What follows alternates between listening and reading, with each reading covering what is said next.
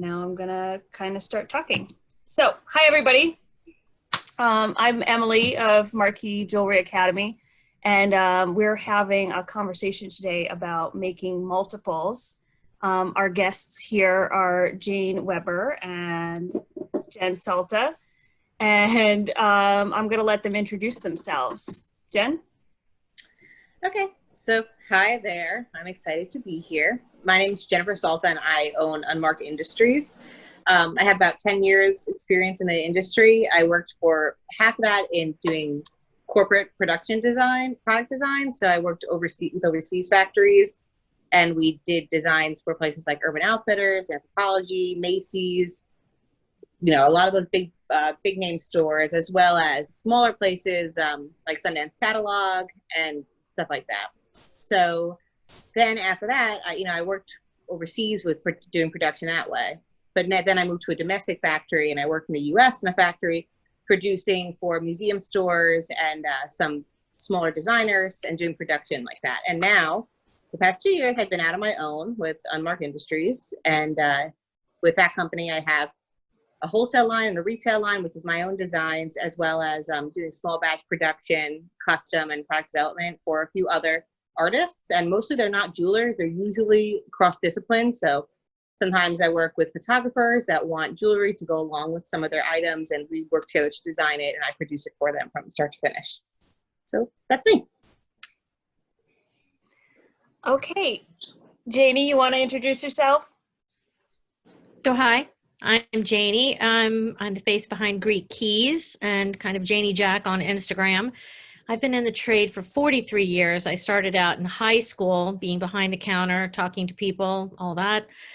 Worked my way through high school, college, decided I hated what I went to school for, went back to the jewelry business, worked in it for a while, went back to school again to get my GG. And I have been everything from a diamond wholesaler to I started an appraisal company, did that for a while, and then I got married to a jeweler. So at the end of that, we ended up with 4 stores, Washington, D.C., Virginia, and Alaska.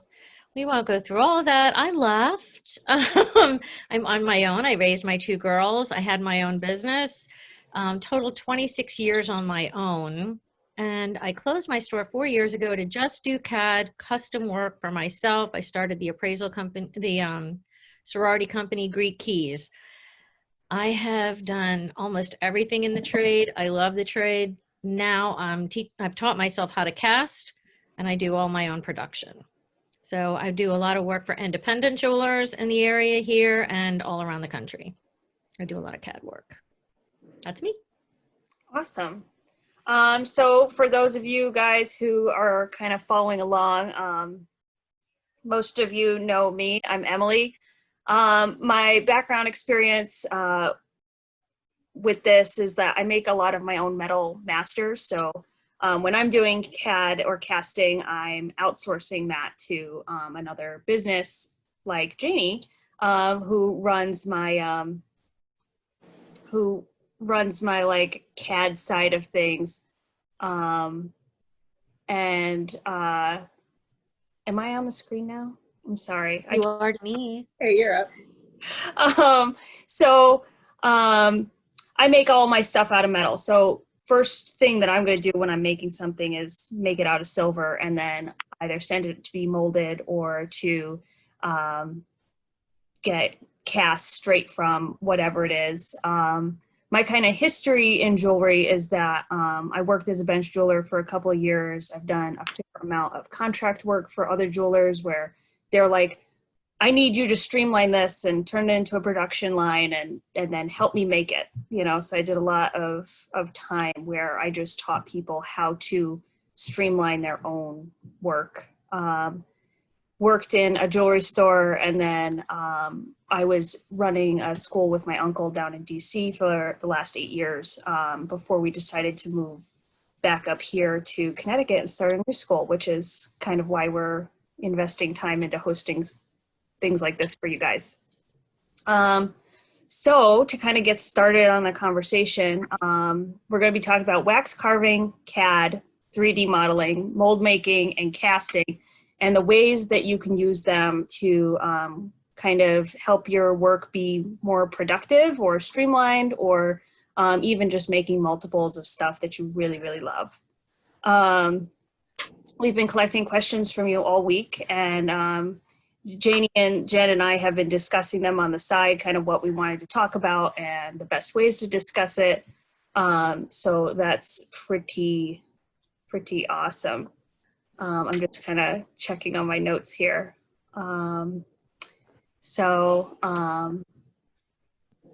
Okay, well, I kind of wanted to get started with casting itself, because that's kind of where all of the techniques that we're going to be discussing end up.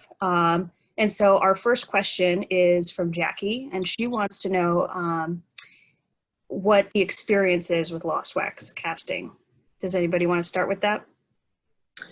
I mean, I think casting is a good place to start. Really, it's if you're going to talk about like casting, you have to talk about lost wax casting and modeling that way. I know Janie works mostly in CAD, right? Right. So I do mostly by hand. So I will wax carve things from wax, and I'll start off with, I know someone had also asked about different types of waxes to use, so I pulled some. So you can use like tube wax, or I end up using a lot of wire wax nowadays. And there's a certain, like some, tricks to the trade that you could do. We could get into that eventually. But with the lost wax casting, I will start with my master that I start carving, and I will do a straight cast from that. So I'll spend a few hours carving something that I know is going to be able to be used in multiple designs. So I might be like, let's just for the sake of explanation, like a moon or something. I'll carve one moon, and I won't put any jump rings on it or anything like that. I'll just carve the moon as a master. I'll cast it. I cast my masters in bronze or brass. And when I pull it from the cast, I'll clean it up, and that will become my master. I personally make my master molds from rubber, which I know is going to have some shrinkage. So a lot of times I do the piece a little bit larger, knowing it's going to shrink down a certain percentage in my rubber master mold.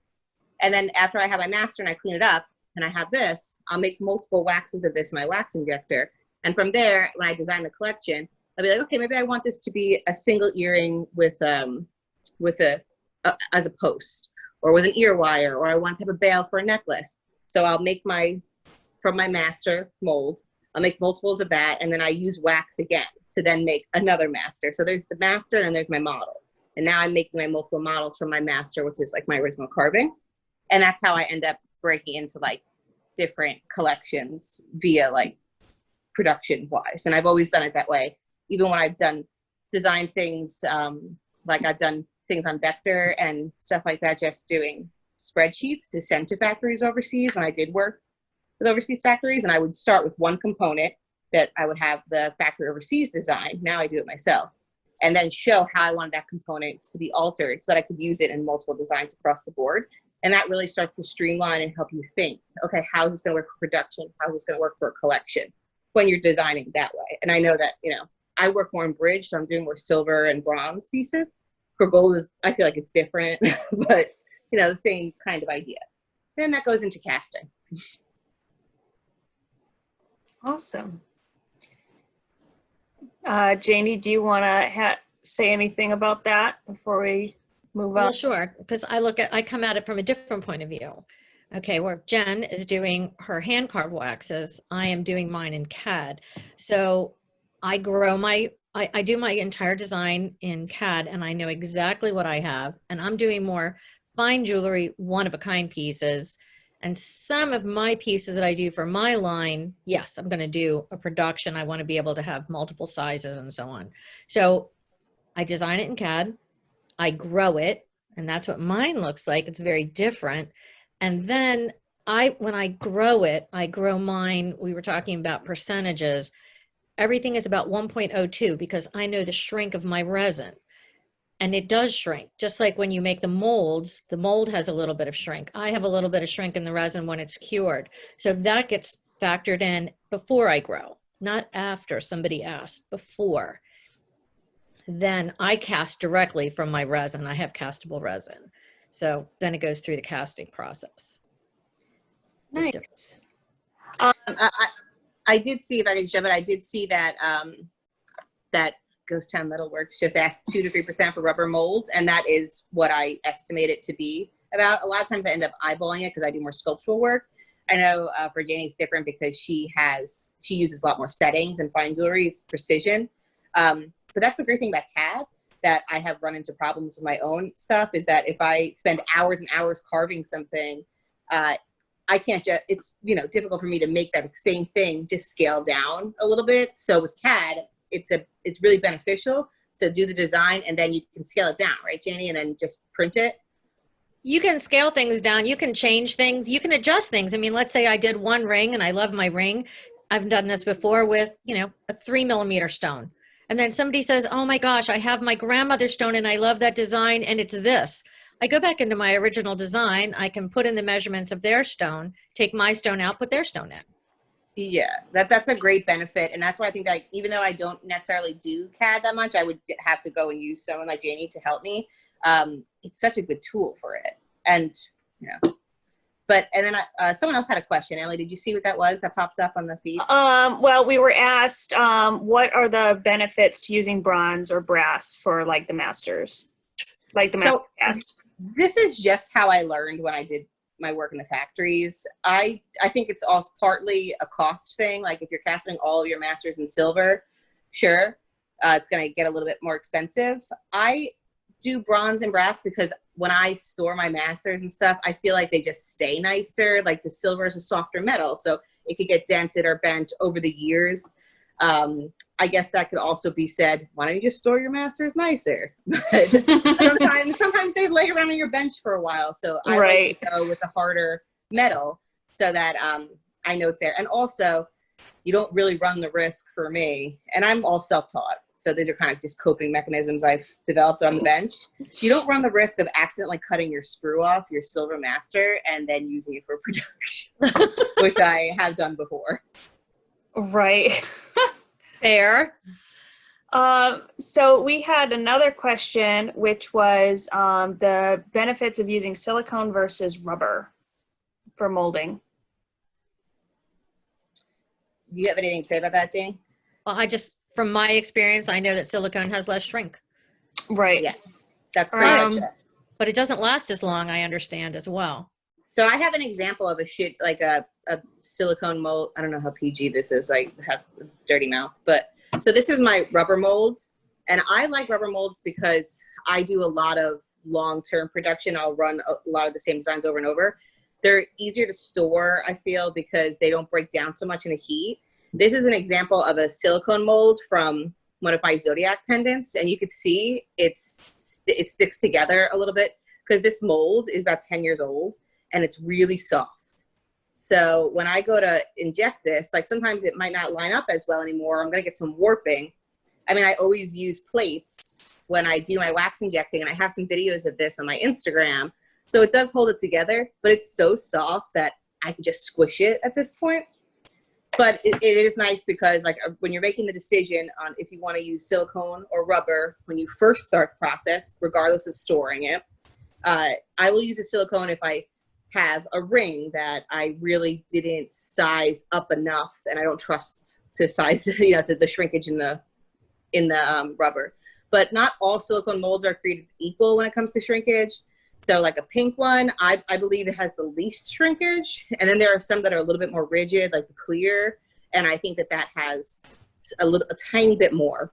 Then you also have like, sometimes if you send it to a caster and say, can I have a silicone mold of this? Or I would say, can I have a pink mold? They'll be like, we don't have pink molds, and everyone panics. So just know that a white mold, I find, has similar shrinkage to a pink silicone mold. I think it's just a color. Do you think so, Janie? Is that like correct for you? You know what? And you have to be careful when you say I want a mold. If you don't specify, they'll give you whatever they want.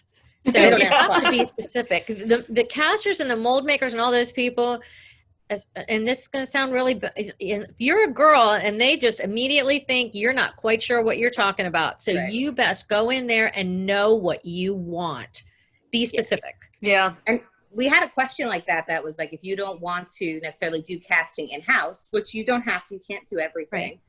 Right. It is still beneficial to learn and have the vocabulary so that when you go into an environment where I've worked in factories, they're pretty much all men. You need to be able to conduct yourself in a way that's like, okay, well, why is there so much pitting in this casting? Or you have the vocabulary to navigate and be able to show them, I know what I'm talking about.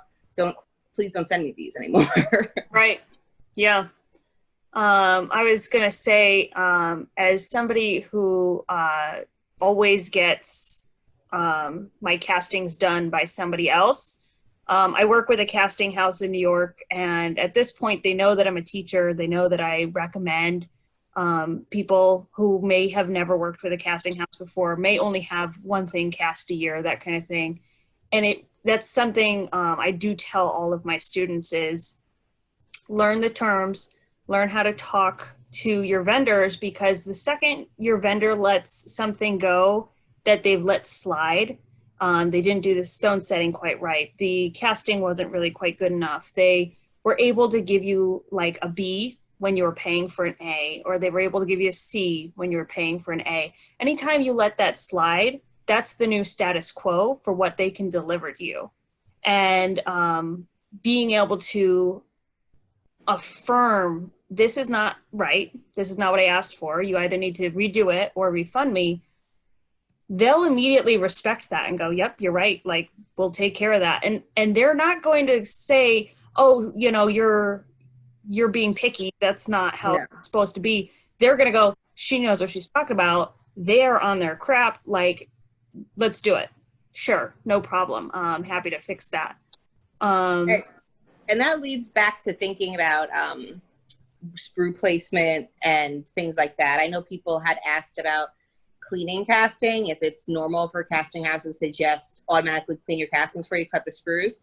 And in my experience, even sending out, it's not. It's an extra charge they'll cut it, but they won't cut it up to the piece. And part of that is to protect you, because what if they cut it too short, or what if they grind it too much? It's not what you necessarily wanted.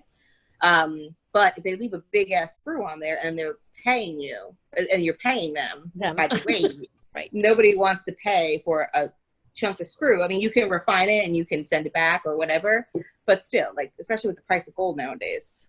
So you could say cut the sprue short, or you could ask them what their fee is to clean it to a certain degree. Right. But and telling them what you want and what you expect doesn't have to be rude. It's just literally having a good relationship with your caster. That's really important, to be able to talk to your peers in the industry, because that's what they are ultimately, are your peers. Yeah. Right. Exactly. I was going to say that I kind of, on all those talking points, I always do a pink silicone mold for my pieces. I'm at the point where I've probably got, I don't know, 150 molds, and I keep them all organized, but my caster houses them because I'm using them at a rate that they are comfortable keeping them on hand. Sometimes your caster will do that if they don't have the room, or you're not doing a certain amount of business, then they'll send them back to you and you're in charge of storing them. But it's important to kind of catalog your molds, make sure that you know exactly what they are, what kind of mold they are, how long they have to kind of last and stay good, I guess. I don't know. I don't know if any of us are going to not outlive our molds. Like, it just seems like effectiveness goes first, me or the mold. The molds will go first. Yeah. Well, okay. The molds go first.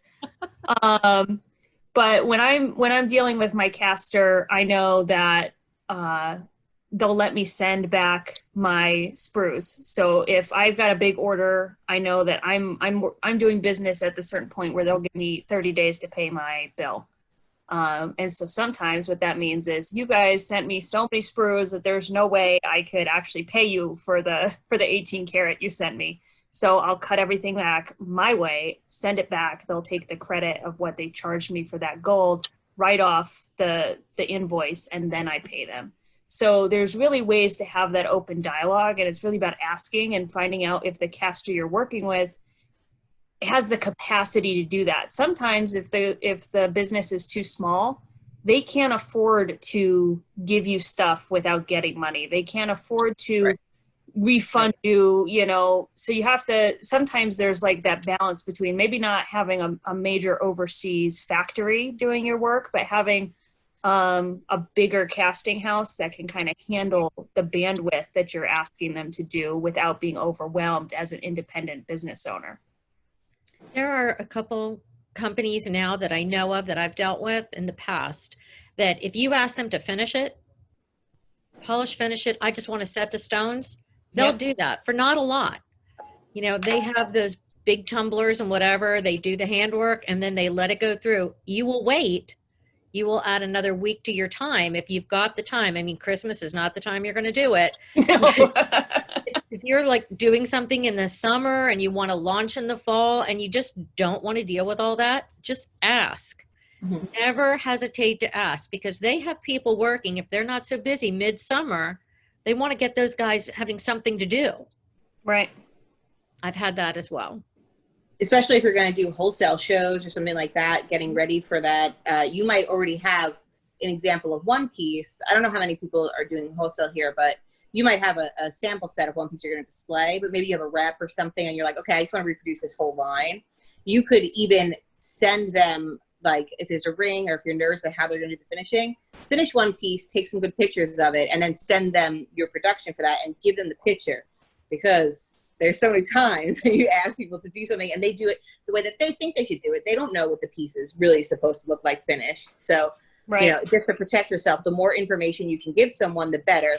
And that, again, goes back to, if you're not going to put a sprue on your own piece, mark where you want your sprue and really know about sprueing. Oh, yeah. Because otherwise you could end up with a tiny, maybe you do something that has like beautiful carving on it. And sometimes people just stick a sprue right in the worst spot. Goodbye possible. detail. Yeah. So you really want to think about that. And that's something that's like a little bit more in depth to talk about sprue placement, but it makes a big difference when you go into production. Yeah. And you have to cut 50 of them as opposed to one. Right. So we had a question about the casters that we trust. I think we'll include that in our one pager. Our notes will include some casting houses that we recommend that you guys can reach out to. If there's any products that we talk about during this talk, we will make sure that you get a link. So don't hesitate about like having to take notes or that kind of thing, because we're going to go in and try to make sure that you're going to get all that content afterwards. Because this is supposed to be really helpful, not super stressful trying to write everything down. We had another question, which was usual turnaround for casting in the mail versus local drop-off. Frankly, you're only as fast as your delivery man. So lately, the COVID has kind of extended like a 2-day shipping to 3 days, mostly. Like my experiences with New York, I can't speak for the West Coast. Because I ship to New York and ship back. So I can get 1-day shipping from there. It costs $30, you know, both ways, and that cuts down on your time. And I would say most casting houses of a significant size can turn your products around in about a week to 10 days, depending on how big is your order, how much gold is in your order. They're going to want to turn around a gold order a lot quicker than a bunch of brass or silver. That's just in their best interest because they're making a profit off of that. Does anybody deal with like local drop-off here? Jen? I have before I was casting my own, and now because I'm pregnant, I've like slowed down my casting. So before COVID, I would go into the city and drop off pickup, and that turnaround, because I try to use shops that are similar to me, that are smaller or like family owned. I have such a good relationship with them that I could go in and drop something off, and then the next day, if I drop it off in the morning or the day after, I could pick up. And you can do that when I do have a list of casters that are in New York, at least. I think some of them are in Rhode Island too. And I would say you should try a few, because sometimes a caster, depending on what you need, sometimes a caster is too big for you and they just won't prioritize your work as much. And there are some that are really small, and they'll love you, and you can work with them really closely and say, oh my God, like, you know, I'm so sorry, I really need this in 2 days. Can we make this happen? And they will for you. If you're like a nice person and treat everyone with respect. You have to be a nice person. Don't piss your caster off, because that's Yeah, like, that's the last thing you want to do. Yeah. Right? Especially during the holiday season. Goodbye business. Yeah. You have to I be find nice that a all lot. year long for that holiday season. Right. Pay on Okay. time, all of that. And then when the holidays come, now I will say I'm an Eenie Bee caster, and I do casting work for like 3 different people in my area. And if somebody really needs something, I've been known to turn around in 2 days and have everything, you know, CAD work done and cast and finished. So Right. it can happen. So I did just see a question from Sarah that says, what tools do you need to make your molds? Do we want to talk about some more mold stuff? Yeah, I think that would be good. I don't think we had any write-ins about actual mold making, so this would be a good time to talk about that. Go ahead. So as far as rubber molds, I will do silicone mold in house. It's a different process, and I have a bell jar, so like I can take the air bubbles out and everything. But that's the most important part I find about silicone is like cure time and mixture and everything like that. So there's kits that you can buy on Rio if you just want to do a few things on your own, and also there's a few other supply places. Like there's one local, Romanoff, that their salespeople are very helpful, and you could say, I want to do silicone. I only make this many molds a year. What kind of kit should I get? And it has everything in there. As far as like vulcanized rubber molds, I have a vulcanizer, which is pretty much just like a huge flat iron that this is what the rubber starts off its life as. And you can buy this in a sheet. This is the Castaldo one. You can buy this in a few different forms. These ones are already cut to this size, but I do have it in like a long roll when I make bigger molds, because I have made molds like this big. And then you have a steel frame, and I will pack the molds with these. And I have videos of this online, packing it and how to prep that, where to put your sprue and your button, which is this little hole here that you're going to put the wax injector into to make your multiples. So you need your rubber, you need a mold frame, you need a vulcanizer. You're going to do vulcanized molds. And then you need to spend hours and hours learning how to cut your own molds. And I think I worked with a mold maker who had a really hard time teaching me for some reason. He kept saying I was going to cut myself. So I watched some YouTube videos online, and now I cut molds all the time. So, and I have only cut myself once, and it wasn't bad. So I think that you could definitely make your own molds. You can buy Vulcanizer. Romanoff, again, is a place you could buy it, and you can ask them if they have any refurbished ones. So instead of paying the top price for it, you get one that maybe someone returned and they fixed it, and you buy it so much cheaper. So it's a good way to start. I love making my own molds because when you send a rubber mold out, it's going to cost you like probably around nowadays, probably like 20, 25 maybe, sometimes 15 per mold. So it's a nice way to cut down costs when you're doing it yourself. Hey, I was charged $40 a mold. Oh, how big was the mold? Not very big. For about a 2.5-inch key. Oh my God. Send it to me. I'll cut you a mold. And that's another thing about mold. When you send a piece in to get a mold made, you have to watch about parting lines, which is a whole nother thing. And the parting line is when you do your injection, there's always there could be a little bit of overflow or flashing, as we call it. And then sometimes they don't clean it up, which is understandable because they don't necessarily know what the piece is. And it's a lot of people who are not necessarily design oriented. They're just working in the shop. So that's one of the benefits of making your own molds, because you know where to cut the mold. And if you have a ring, you can cut a plug into it and pull it out if you have to keep your design nice on the outside.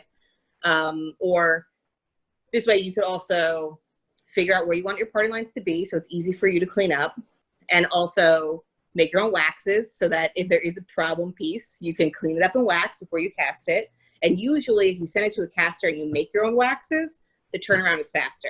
If they're doing it from a mold, it's not as fast because they have to pull the mold, make the wax, get it on a tree, and so on and so forth. I hope that was helpful. You're not making your own trees though before you send it, are you? No, I don't think it would ever survive if I ship it in. I'll just send them the waxes with the sprue on it. And if I was to send someone a mold to make, let's say I didn't have time, because I don't like to make silicone molds. If I wanted to make a ring with silicone mold and it was like a very intricate thing, I would tell them, I'll draw a picture and say, please do this with a plug. Or I'll say, if it's really intricate, I'll say, please do an orange peel so that it will like pull out of something that has like depth to it. And that's another thing, is when you're moving production molds, you have to make sure that there's no overlapping, because I do it with lost wax casting, but Emily does all of her pieces in fabrication, most of them, right, Em? So sometimes when you're doing fabrication, you might have a little seam that's like a little open. And when you do a silicone mold or rubber, it can get underneath that. So now every time you do your wax injecting, you're going to have a gap there. And that causes some problems. It can even cause explosions, things like that. So these are all things that over time you make mistakes and you figure it out, and don't make those mistakes next time. Yeah. We had a question from Holly about losing an original carving when it's sent to the caster. Usually if I'm super nervous about having something cast, I'll insist that they mold it immediately. Like just make a mold of it and we will figure it out later. Because if you lose one, it's gone. That there's nothing that they can do about it. Yeah, my condolences. That's sad. But a lot of casters would recommend like doing the wax straight into metal, because that way you're going to have that, you can have your mold made of the metal down the road. But everybody's kind of different. I think if I had spent a really, really long time on something, I'd just pay for the mold first and then make a new mold down the road if I needed to, or even immediately, and just have that be kind of the cost of making. And like insurance, it's a security thing. Yeah, and that's going to always be a silicone mold if it's like an organic piece or something made out of wax. You don't want to do it in silicone. That's the only way to really protect it. We had a couple of questions. A few people asked about stone-in casting, which is if you had like a wax model and you put the stones into the wax model and then directly cast that, so that instead of stone setting, you're casting the stones right in place. Do you guys have any experience with that? I don't. I only have experience repairing that, and I don't recommend doing it because I have a lot of experience repairing that. I have talked to casters about it because I'm curious about it and I wanted to try it. First of all, you cannot do that with a resin, because you have to heat the flask too hot on a resin, 1450 degrees, not like barely anything is going to survive that. So it has to be in wax, and really and truly it's just sapphires and diamonds. You can do synthetic sapphires, but those stones are going to be the ones that are going to survive that type of heat, unless somebody has worked something else out. And you have to be careful about inclusions, because being a gemologist, we all know if we heat a stone and it's got some inclusion in there that's kind of funky, it's going to get really hot in those ovens. They go up to 1,000 degrees Fahrenheit. I mean, they'll explode. And then you're going to pour molten metal in, even hotter, to pour around that. Yeah, and then you also run the risk of flashing on top of the stones, which I think pretty much everyone's familiar with, like Polly Wales's work. I know that that's a problem for her production team too. I have seen it done. I have never casted in place before, but I have seen it done in factories. I've seen it done in like a pave setting, so it was supposed to be very precise, and it worked. But I know that there's special investment that you need to use, and again, that was done with synthetic stones. It definitely needs to be a stone that's higher on the hardness scale. I do know another artist who, Emily Shapiro, who does cast and setting with very organic stones, and it is like a mystery to me how she does it. I know she works very close to her caster, and I think it has to do with the rate that you cool the flask, because if you can bring it up slowly, bring the temperature up slowly and cool it slowly, I think there's less of a risk. But it boggles my mind. I have no idea how they do that with those types of stones, because they have a lot of inclusions like kyanite and stuff. Really? Yeah, it's amazing work. What are you casting in?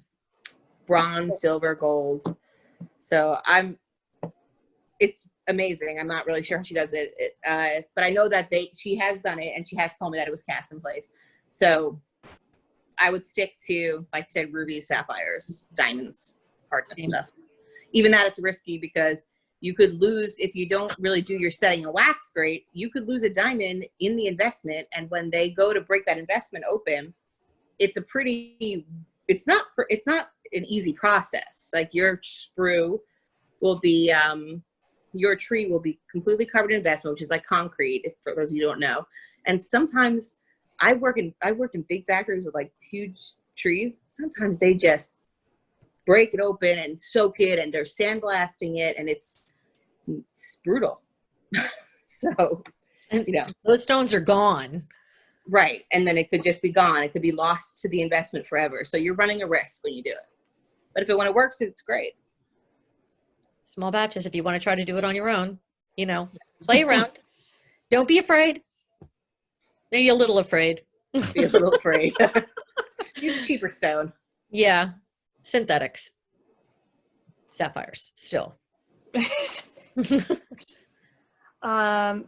So I'm going to move on. Sarah says that they've experimented with stone in their community studio, and they have varied outcomes, and you can't quench the flask is her take. That makes sense, because it would be the cooling time. I know that they lowered the temp when we did it in the factory, we lowered the temperature gradually instead of just, which makes sense. So you put the metal in the flask, and then you put the flask back in the oven, and then just had another, like, let's say burnout schedule, another schedule to bring it down? Or did you just let it air cool? We let it air cool, but like it was never like, and the investment that we would use was specifically for stone in place casting. So I think it had a different temperature to begin with, and it was like smoother and things like that. I can get the name of the investment if someone wants to try it. I know I have it saved. Cool. Okay. Holly recommended Elsa Solomon. We can take a look at her work. She says that they cast in place a big variety of stones. I'm wondering if that's a variety of stones or a variety of colors, because your sapphires come in every color. So sometimes it can just be, I'd wonder if that's what they're doing, is just a bunch of different types of sapphire. But I don't know Elsa's work, so I can't speak to that. Yeah, look it up. Asking, are there any issues with cleaning, finishing, cast in place stones, uneven metal over stones? Yes. Yeah. Mm-hmm. So just like with any kind of piece that you're doing, you can over polish your cleanup process.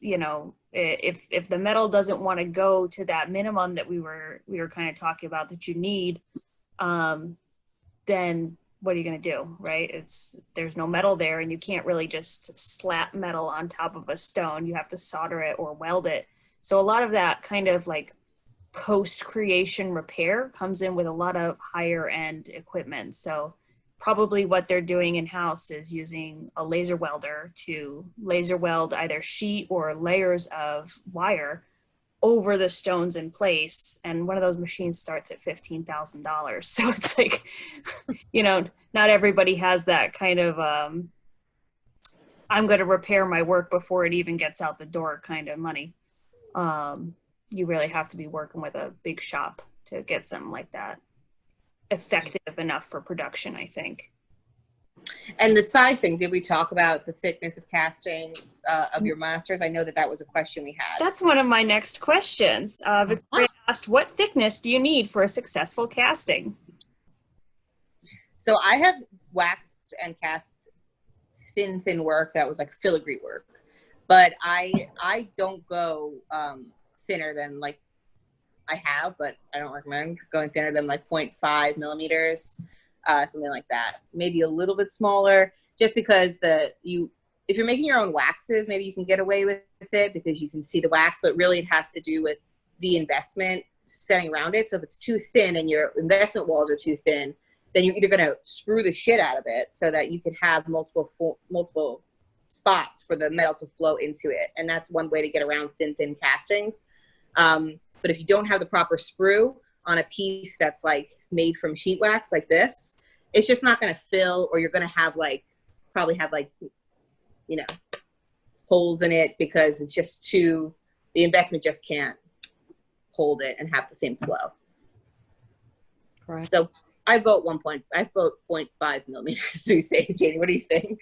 I'll do 0.5 on the top of the piece, but never towards the sides or the bottom. And I mean, you're going to have to sprue the hell out of it to the middle of the piece. I mean, I'm thinking rings. And then for me, I'm old school. I'm looking at durability, and I know everybody likes little tiny things now and delicate. I like something that's gonna be a little bit heavier. I'm a 0.7 girl. I really like 0.7. It's a good number, and it always casts beautifully, and it wears a bit better. That's just me.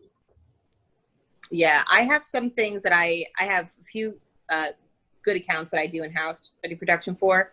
And the molds I didn't make because I just got them from their other people that were doing production, and I do house them here.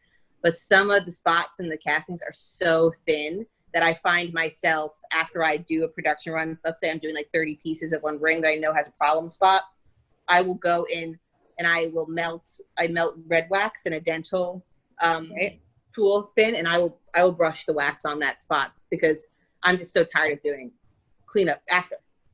So you can there are ways around it if you're doing your own prep work, even if you're just going to send it to a caster, check it around some stuff, but you don't want to find yourself in that position because we want to assume that these pieces that you're prepping for production are going to be so successful that you're making millions of pieces of them. And nobody wants to go back and correct millions of waxes before they get cast. That's just going to kill your bottom line. Yeah. Right. And if you're doing CAD, anybody out there that's doing CAD, Stuller, if anyone has a Stuller account, they have a section on there that gives you specifics about what parameters, how thick your wall should be, how big a prong should be, so that you know where to start with. And it's hard in the beginning because when you look at a CAD screen, everything looks giant, and it looks giant to jewelers as well. Don't think that it doesn't look big to them. I send images to jewelers all the time and they go, oh my God, that looks so big. What's the measurement? And I'll put the little measurement alongside them and go, it's 0.5. Oh, can you bring it down a little thinner? No, I don't want to. So I'll grow it and I take it to them and I go, look, and they're like, oh, wow.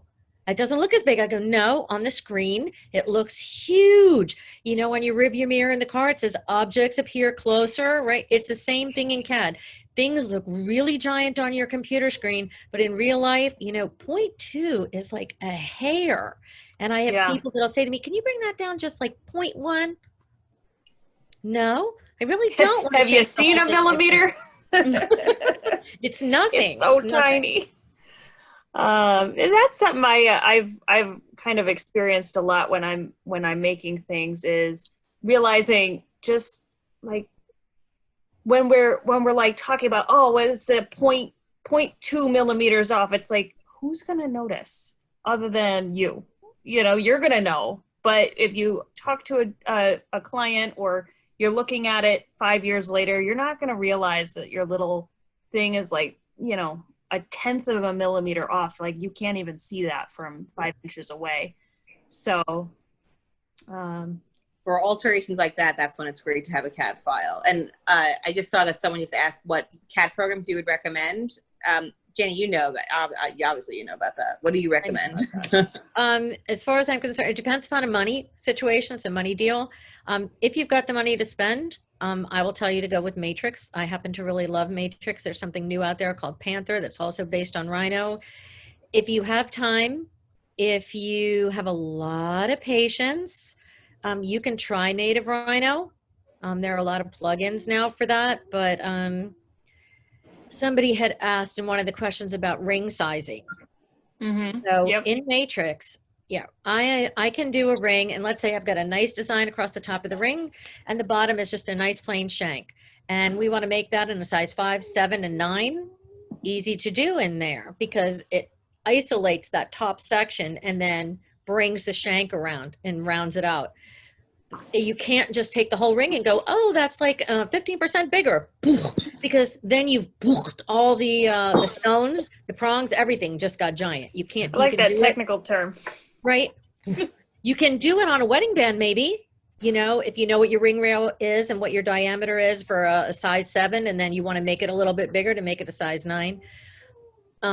Matrix has this very cool, mathematical function in there that takes the whole ring into account. And I screwed it up last week, not gonna lie. I took one of my wave rings that had stones all the way around, and I blew it up to, I think the customer is a size 10.5.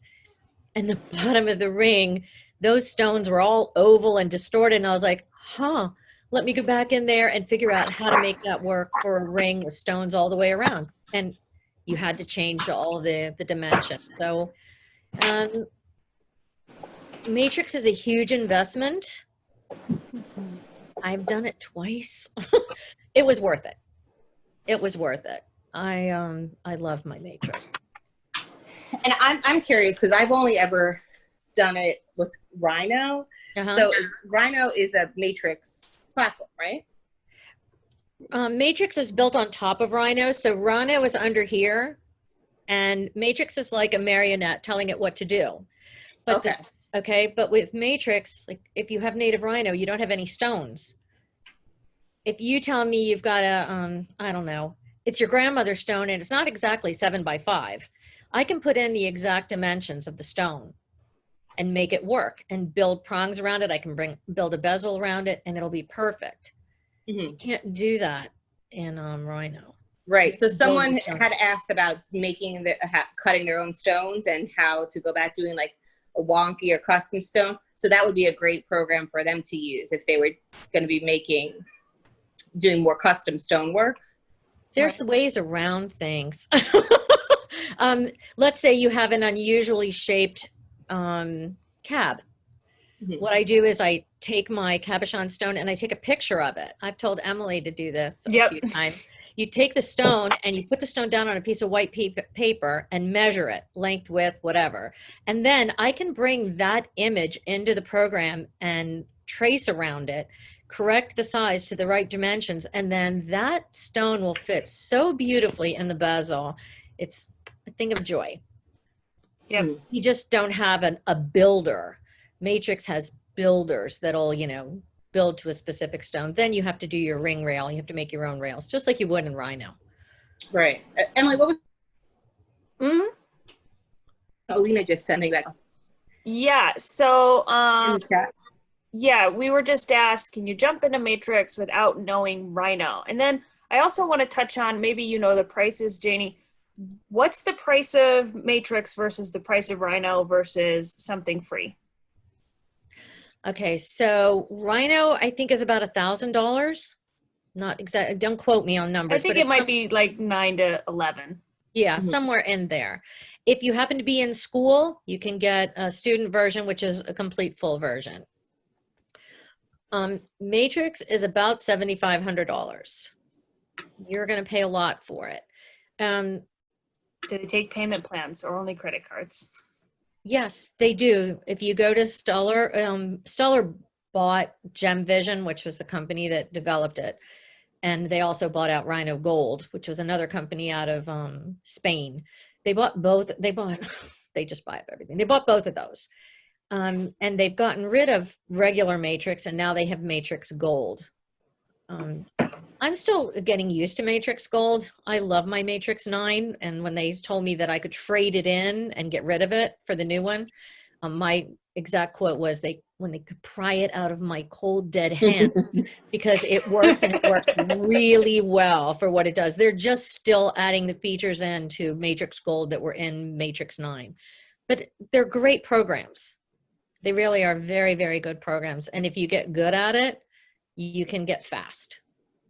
So do you think that buying Rhino, like investing in Rhino just to learn like the basics of working on multiple levels, because screens are like so that's something that could happen. You could jump in. I found Rhino to be very intuitive because I've worked a lot with Illustrator.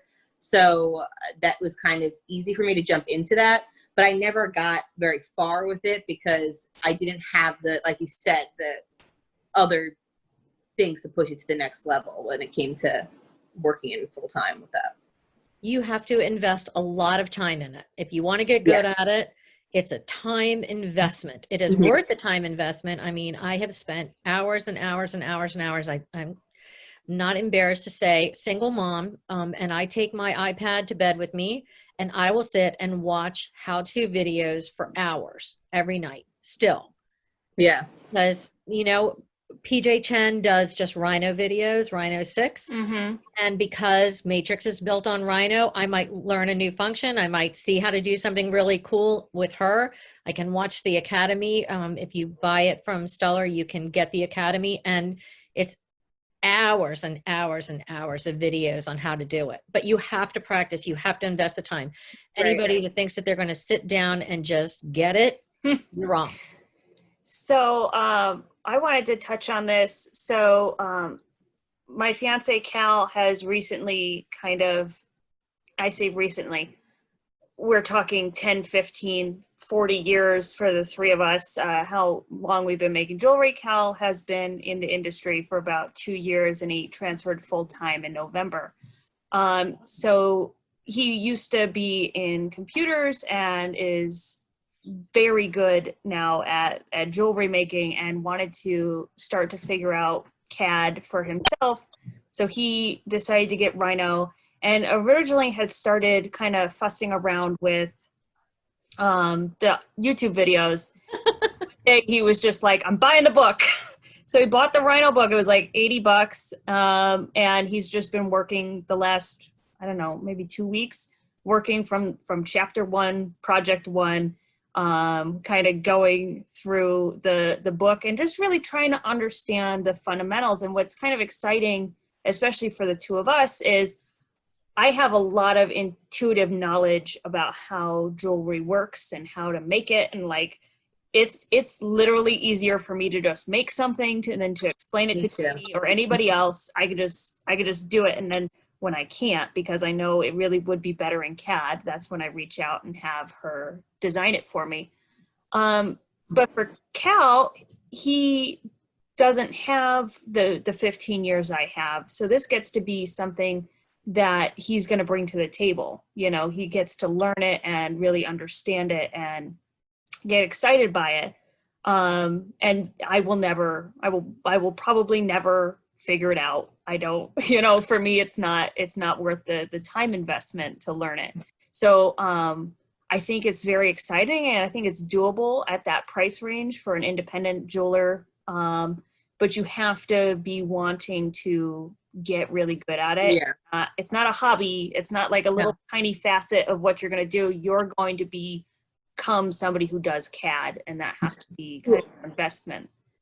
CAD is a tool. It's a tool. It's not like the be all end all of things. It's a very valuable tool, but it's the same thing. Like if you're gonna, I find it easy for me I can carve something very fast.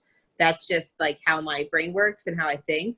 So it's easier for me to do that. But if I carve something, maybe I bring it to a 3D scanner or something and scan it into CAD. But there are some things that I know are gonna look like shit if I carve it by hand. So I know that sometimes like things that are super symmetrical or things like that are not really great for me. So I'm not gonna sit and learn CAD for 160 hours just to make one thing. I'm gonna go to an expert who already put that effort in for it. So it is a tool, but I am curious, like how does pricing go for CAD usually? Like when you do commission something or outsource something, like I charge, if someone commissions a piece of work for me as a designer and I'm charging a development fee, I charge like an hourly rate based on carving time and stuff like that. And then I'll usually cast it and they'll have the master, and I will make a mold too. So they'll have the master, the mold, and then I charge them for my development time. So I'm just wondering, is it similar for a CAD piece? This is my question now. It is pretty similar. It depends on how long something is going to take me and how many times somebody changes their mind.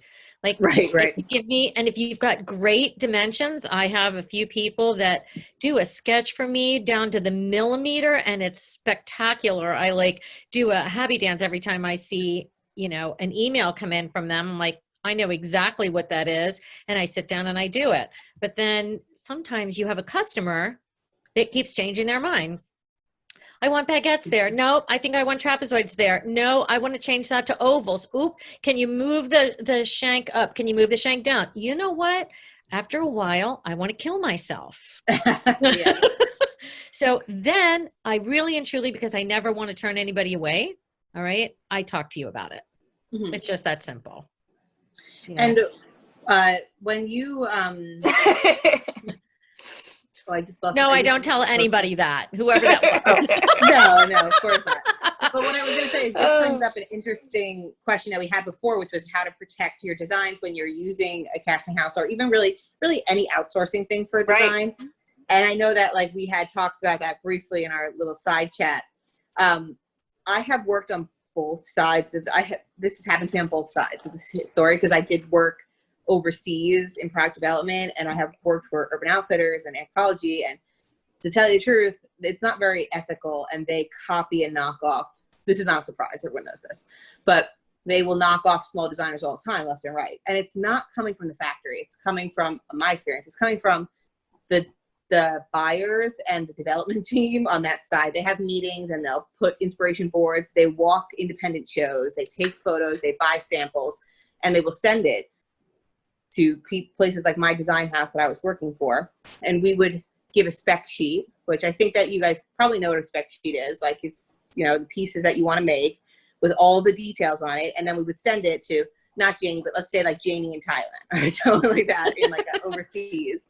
And they would recreate it based off of our samples and we would do the 5 points of change, which is so, in my mind, it's just so unethical. When I started in that business, I was probably 22 and I was just like, oh, I'm working for Urban Outfitters. I'm so cool. And then after a while, it just kind of eats your soul away. And so there's really it's so hard to protect yourself in the industry. And so it goes back to just, Janie said that she tries to only do domestic factories and work. And I think that that's it. You have to be, a lot of times it's like you have to be face to face and have relationships with people. And the closer you are with the people who manufacture your work, the more protected you are because they humanize you. So that's it. And I do think that there's a big conscious shift in society right now where consumers are more aware of everything and knockoffs and stuff like that. So, you know, on one hand, it's kind of like, do the best to protect yourself. Go make that trademark stamp and stamp everything so people can't just sink your piece into a mold. But on the other hand, sometimes it's just all about who you're working with. You know, who's trustworthy. Yeah, they don't have to just sink it into a mold. I mean, I have seen jewelers make a mold and then take their wax and smear over that. You know, makes me nauseous. Yeah. When I started the Greek Keys brand, it was sorority jewelry, and I thought I had the greatest idea on the planet, not gonna lie. I still think it was the greatest idea on the planet. I wouldn't go. Everybody kept telling me to go to Thailand. Oh, please go to Bangkok, go to Bangkok. And my ex even told me, go to Bangkok. I'm like, no, absolutely no, no, no, no, no. I found somebody here to do it. But it costs more here because we pay each other a living wage. And there is nothing wrong with that. I think it's really important. We have to re-educate people. And when people would say to me, you know, when I would do sorority events, they'd say, well, how come this is so much? And over there, it's so cheap. And we go, there's several reasons for that. One, it's so cheap. And two, I'm making it. It's me. It's being made here in the United States. I don't work for $1 an hour. And either at the time I was using a casting house in New York. It was before I had set up my shop, before I did casting. They cast, they polished, they finished. It was spectacular. It was spectacular. And I wanted it to be on a level with Tiffany, polish and finish wise, because if you're in a sorority, it's a big deal, right? They pay a lot to be in those things. Right. But then again, those girls are shopping on Etsy or not even, I won't even say that. I mean, they're just buying the cheap junk. So that just. Yeah. I mean, Emily could probably do a whole thing on this in general. Pricing can be so uncomfortable to talk about, but I think as a community, it's important to talk about because I am consistently underpricing my work because I come from a background where your work is not valued because everything I was making was I would make a set of studs for Urban or even for Sundance. And if we produced it in Thailand, we would produce with the Hill Tribe. You know, their idea of a living wage is much different. So the money that they would charge us is a living wage for them. Like we would check out the back to make sure it was ethical, but a set of 6 studs that I would produce at one factory, show to Urban would say, great, okay, we want to have this set of 6 studs. will buy 1,000 units, but we only want to pay like $3.50 for them, $3.50 for them. So then I'd be like, okay, so let's just go to Qingdao now, and I would switch factories and do that. So that's where you do the problem overseas, where you're bouncing from one factory to another factory. So the factory that you just screwed over, that you're not going to get production work to because they're too expensive, they're like, well, I have these designs, fuck you. I guess I'll just go use them for my open line now. But this is also a level of manufacturing and wholesale production that is like, we're talking big units. Yeah. It's like when I produce for people, I produce like, 10, 20. I don't really have a minimum. If I think that the work is like really labor intensive, I'll ask for a minimum for something. But that's what I like about being my own manufacturer, is that I can really, grow and contract sometimes when during COVID, and be in more control of it, and just have more of a relationship from, B2B, from business to business, as opposed to just this weird machine that you're involved in. Where like, Right. Yeah, okay, maybe you're making tons of money, but when there's someone at the top who's making money, there are so many people underneath you who are just suffering. Be it the designer you knocked off or the factory workers or someone. Yeah. So I am a huge, I don't know what the word is, evangelist for getting paid what you're worth. I'm constantly telling my friends and my students and anybody that will stop long enough to listen to me that charging the going rate and charging, the markup that you need to charge to sell your jewelry doesn't only make you money, but it's the tide that rises all boats. Okay. If you're charging a fair wage and getting your clients to pay you that, then the next jeweler next to you gets to also ask a fair wage. And I'm talking about locally, made in the US, small independent designers and jewelry makers. Like, you don't have to make everything yourself. Like, that's what this whole talk is about. You don't have to make everything completely one of a kind from scratch every time, but making sure that you're paying your vendors the fair cost, making sure that you're charging your clients so that you can pay your vendors a fair cost. It just makes it so that we can all actually work in this industry and enjoy working here, instead of going, well, you know what, screw it. Like, I can make a lot more money at a desk, I can health insurance if I go to the office. And even to bring it back to the idea of casting, like my work, what I put initially a lot of effort and work into the master, but then it's like, okay, so now I'm going to reproduce this, and that alters the price and changes it. So when Emily, like, you have certain things that you've fabricated from hand that took hours and hours, and it's going to cost a certain amount when you're hand fabricating it, because Right. it's one of a kind. So one way, if you do get a wholesale account that's like, oh, I love this ring, and you're like in your head, oh shit, that took me 120 hours to make. I need to charge them $6,000 a piece, and they want 40 of them. Let's just say, like, conservative now, they want 40 of them for their store. Now you can be like, I guess I'll slap a screw on that shit and produce it that way, and do a mold, and then you'll significantly cut down your time, which is going to cut down your overhead of the piece, and that brings us back to the whole casting for production. And please, let's not forget the cartwheel that Emily just made when they put in the order for 40 of those. Right. Right. I want to kind of ask a couple more of our questions, because we're hitting the hour mark. Everybody seems to be kind of doing okay and checked in, so that's fine. But we haven't even gotten into our wax questions. So Go ahead. we'll keep moving on. Ian wanted to know about a wax pen recommendation, and I know you guys both had a different suggestion for that. So let's start there. Go ahead, Jen. I use a Giles Precision Wax pen, which is like, I just looked up the new price. It's like $185. I think when I bought it, it was probably like $130. So it's on the lower end of a temperature controlled wax pen. And I have a video of it on my Instagram as well that will show you what it looks like and everything like that. And what I like about my wax pen, which has the controlled temperature, is the controlled temperature, but also I can change the tips of it, and I can alter the tips so that to better serve what I do with it, because I do a lot more hand carving and sculptural work. So I just will change it whenever I want. It also has different tips with that have like a nice flat like knife edge, and I use that to set up my trees really fast. There are some that are really expensive. You can get ones that are just will hold 2 pens at once, so you can have like your thin pen and that. I've used this same Giles Precision Wax pen for probably 6 years, and I've never had a problem. It only has 1 pen, and I'm fine with it. But yeah, I know that you use the Max Wax pen. Max Wax pen, but I only use it because I'm making trees. I make my models when I grow them in my 3D printer. So all I need to be able to do is attach. So, you know, and maybe fix something, you know, if I've taken something out when I was clipping and I left a little hole in it, I take some pink wax and I melt it in there, smooth it all out, beautiful thing. And then I take my sticky wax. I hope everybody knows about sticky wax because I'm sending you some, right? I don't know about it, yeah. Sticky wax is the bomb.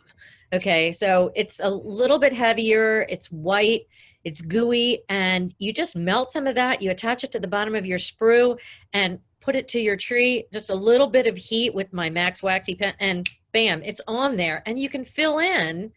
It's beautiful. And I have found that when I just did the pink wax, when I was just making my trees that way, when I would put my flask over top, if I pushed too hard, things would fall off. Yeah.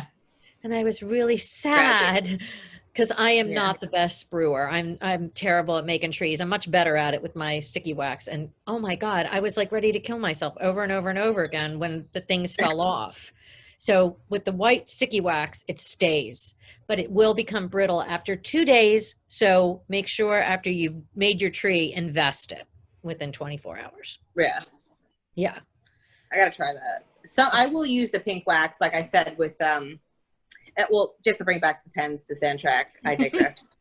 I just bought my first Wax Max pen, and I like it. I'm just not used to it because you have to hold the button down to change the temperature on it, and it's very thin, the needle. So like I'm taking time to play with it. But for me, it's just like that. When you self-teach yourself things, sometimes you get into some bad habits, and then also you just like are reinventing the wheel, so making things more difficult for yourself. I could see so many times when that Wax Max pen would have been completely fine for me to use for things and so much easier, but yeah. It was someone just asked question. What was that? How long can Flasks store? Okay, so just to kind of wrap up the pen conversation before we move on to our next question, we had the Max Wax pen, which I think costs like $15 to $30. It's not much. And then the Giles pen, Giles? Oh, is it Giles or Giles? I have no idea. I've never seen it spelled in my life. But that one's like $185. So really, both pens are super approachable, even at an experimental fee, right? Right. Cal says that he used the Max Wax for making my engagement ring, so it's good enough for 18 karat and diamonds. It's good enough for you to learn on. Ghost Town Metalworks asks, how long can flasks be stored with investment in wax inside? Like, how far in advance can you prepare them to have a consolidated casting day? This is really a good question. Yeah. Because over and over again, I have been watching, and remember, I've just taught myself how to do all this. And a bunch of the guys on the different channels on Facebook were telling me, oh, just 2 hours, 4 hours, 2 to 3 hours, just let them, and then put it right in the oven. And my surfaces were crap. I mean, total crap. So one evening, I had made my flask. I let it sit to dry out, and I went to make my girls dinner, and lo and behold, we got chatting and we were watching TV, and oh my God, it was 6 hours. It came running downstairs. I stuck it in the oven and it came out better. But my surfaces still weren't great. And somebody just last week, two of guy friends of mine said, hey, have you ever tried like leaving it out for about 18 hours? Mm-hmm. I was like, seriously, 18 hours? And somebody that I have lusted after his castings, I sent him a message on Instagram. I've met him before when I used to do Art Cam, Joel Smith, which is deceased. And I said, hey, Danny, how long do you leave your flasks out? He goes, Janie, I do my flask at 5 o'clock at night, and I don't put it in the oven until I come to work the next day. That was the best cast I ever had. Yep. So I've left them out for 2 and 3 and 4 days if I got busy. It won't hurt anything. Just make sure if you live in a very humid environment, you've got a dehumidifier in the room. Done. Okay. You're good. Yeah, I think that usually the times that you run into problems with casting is when you're in a rush. So you're fighting like the pitting from bubbles and things like that. Like you're not taking the time to do that. I have found that you could let it sit for like a day or two. I never found it that, even if it's not over that, I didn't have a problem. But I have had problems when I was like, no, I'm just going to speed up this process real fast. And then it's disgusting. Yeah. Agreed. Yeah. And every forum that you go on will tell you, oh, 2 hours, 4 hours. Everybody's always trying to do their casting really fast. Don't believe them. Don't rush the process. Yeah. Take your time, do the process right. And the longer you let that sit, at least, well, what do you think, Jen? For wax, it's the same. Don't your surfaces turn out better? The longer I let it sit? Yeah. Yeah, definitely. There you go.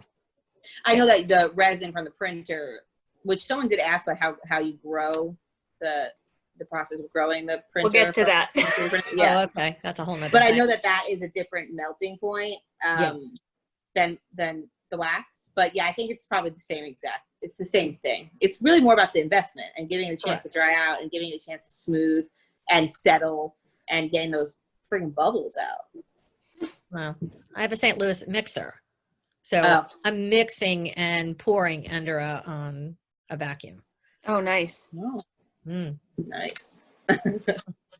Okay, so I'm going to consolidate a couple of these questions that were asked by a few different people. So, 1, would you recommend wearing masks and ventilation while using a wax pen or other heat with your waxes? Oh. And then can we get into other basic wax tools for a beginner, tips for a beginner, and can we kind of talk about waxes because there is so many options. For tools, I'm like a guerrilla warfare kind of wax carver. Like some of my most intricate carvings I have done with things that were like, my favorite tool is an old manicure tool set. And it has like a flat edge on one side and like a little hook on the other. I do use dental tools a lot as well. Most of them are broken and I've resharpened them. I do use the Kate Wolf wax tools. I don't think you have to have those, but they are handy. I use broken forks. I use safety pins. So you could really go to the dollar store, and if it has some sort of solid edge on it, you can wax carve with it. And I think that is something that's really important when you're getting into things, is that, yeah, especially when it comes to casting and stuff like that, like your tools are really important. But when it comes to like sculpture, depending on what you're going to do, if you're not like making a business, like you're just starting, don't be afraid to just grab anything and start going for it. And with wax, I have so much wax from all over the place. It's great to, if you're starting out, you're going to put jump rings and stuff, it's great to invest in something like this, which is just like a bunch of different assorted wax wires.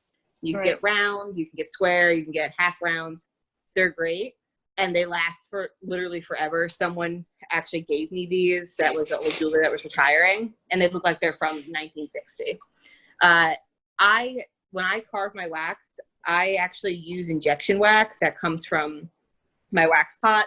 It's softer.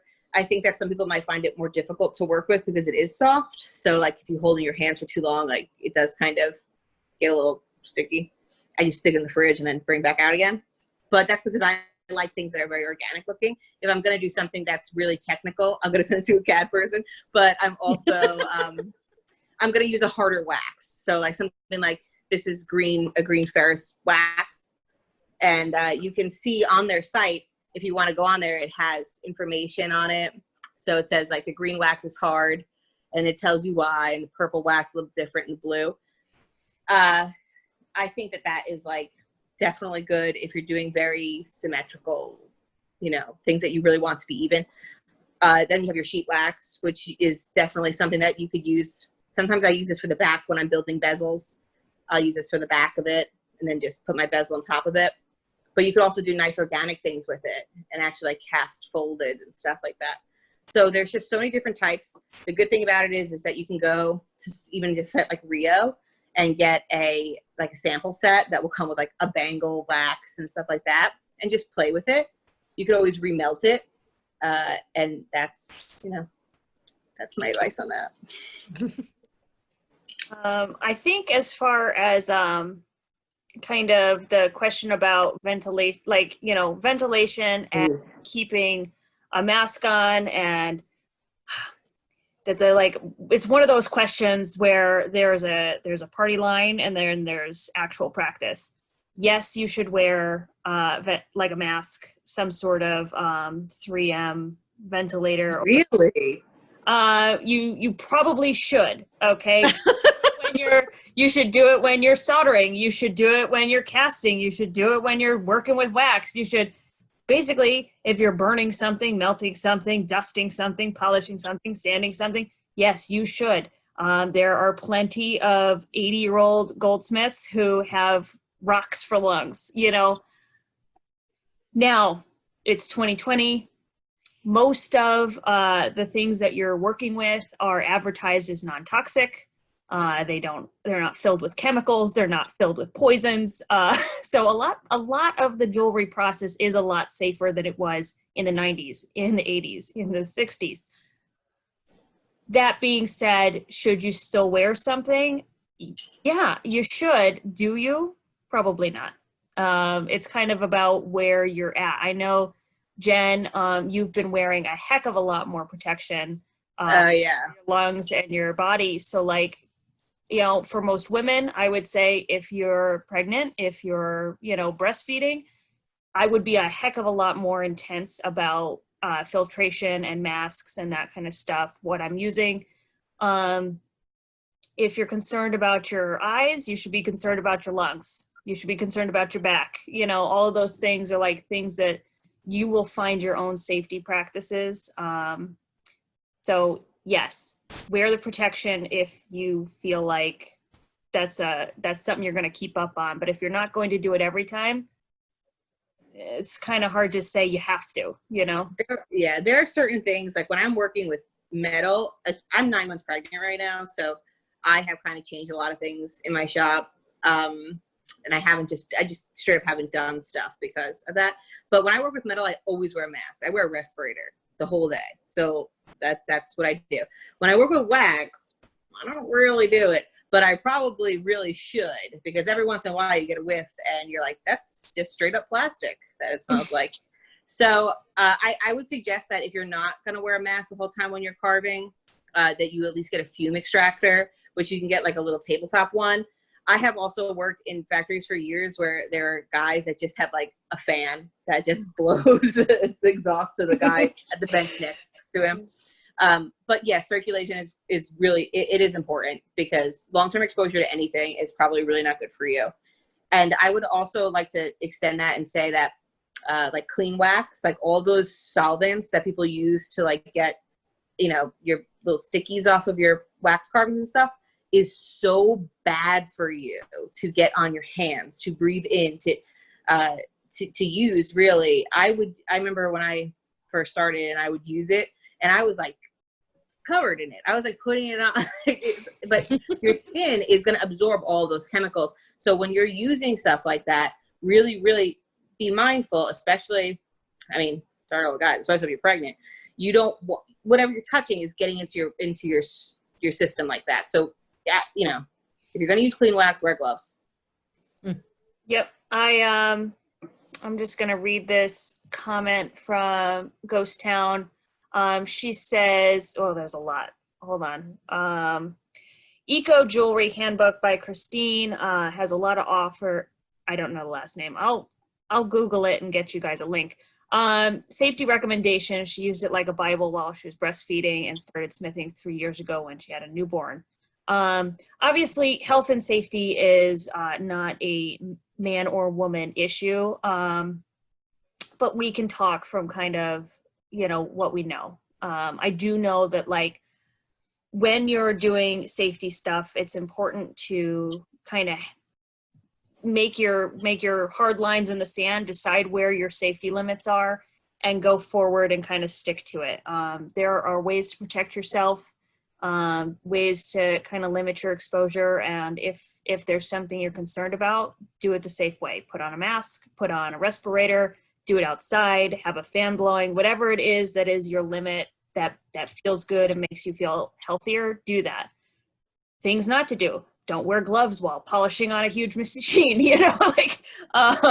there's, we could spend a whole day talking about what are the right and wrongs when it comes to toxicities and chemicals and things like that. But I really do think that is a personal judgment and kind of research thing. Read your products, Google your products, decide if they are good or bad, and then treat them with the respect that they deserve from that point. Just trying to read more questions here. Let's see. Someone asked about account for shrinkage when carving a bezel in wax. Right. Okay, so I think that really has to do with what metal you intend to cast in. And also if it's going to be a straight cast or if you're going to make a mold from it. So obviously if you're going to make a mold from it, like we said before, in wax, I would do a 2 to 3% shrinkage rate. But ultimately, if it's just a straight one, I always anticipate that I'm going to have to do some cleaning up after I get the cast back from just a straight wax cast. So what I do is just the old try it till it works technique. So I'll take my stone and I act as if it's the metal bezel, and I'll try to fit it as well as I can in the wax where there's still enough room where it comes out easily with either a little bit of soft wax or just your fingertip. And then once I get it back from the cast, it usually fits in there really well. If it's a little snug, I'll be able to carve it out. And because you're doing it in the wax, you can give yourself, I feel like it's always better to give yourself a little bit of meat to take out as opposed to make it too thin, because then right. Next thing you know, you're flipping over that bezel and, or you're polishing it, you just polish right through the stone. So yeah, give yourself a little bit of, expect that you need to take a little bit of the girth out as opposed to altering the size too much. But I also eyeball a lot of shit, so there's probably a scientific way to do this. Google it. Hi, welcome to our talk where we tell you to Google things. So I want to move on from wax into a little bit more talk about 3D modeling and CAD, because we did have a couple of questions about that, and I think it's helpful, regardless of if you learn how to do it yourself, having somebody kind of say, this is right, this is wrong, these are CAD things, these are 3D modeling things. So we already talked about what programs were good for beginners. I think that, I'm just going to touch on it. I think there's something called Zbrush, which seemed like a nightmare, but it's available. Janie's shaking her head no. There's Rhino. Very hard. There's Rhino. It's about give or take $1,000 if you're going to buy it. And the book to learn how to do that is $75. And then there is Matrix Gold, which is freaking expensive, $7,500 plus shit tons of learning. So it's not really a beginner for CAD, but there are ways to get started. Janie, do you have something to touch on that? One thing to say, okay, you mentioned Zbrush, which I'm dying to try and do. Zbrush is very organic. It's very different than Rhino. They're completely different. One is a modeling, imagine sculpting. Okay, you start Right. with a blob, and then you are moving that blob and making it form something totally Jen's different. interested. I know. I'm listening. Oh, it's very cool. It's very, very cool. It would be like wax carving, but on the screen. And then you could do it symmetrically. So you could imagine just half of your blob, and then whatever you do on the right side, it goes and does on the other side. So then you get a symmetrical piece. It's Right. very cool. And I need to try this. Am I correct in remembering that it's free, that it's just accessible? The core online? version is, yeah, Zbrush, I Right. think core something is free. And then if you want the more expensive one, it's more. So I guess if you really just wanted to play around with a computer Mhm. program, try ZBrush, see if it's something that complicated or not. I know Cal fussed around with it for a couple weeks before moving on, and then he didn't use anything for a long time, and then he got Rhino.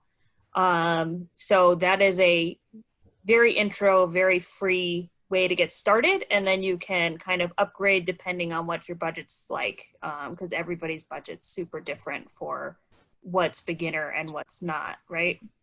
Right. Or you can write it off. Mhm. So if you are going to invest in something, make sure you have a business started first so that you can bring it to your CPA and say, hi, I spent $1,000 on this computer program. Please give me money. If anyone needs a great accountant, I know one who might be in the room still. Yeah, I believe our CPA is still here. So Yeah. we'll ask her if we can share her deets in our one-pager later.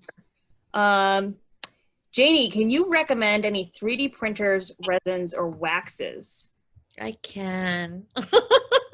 Okay, so I had another 3D printer before I bought this one. And I will tell you, there are a few on the market that are good.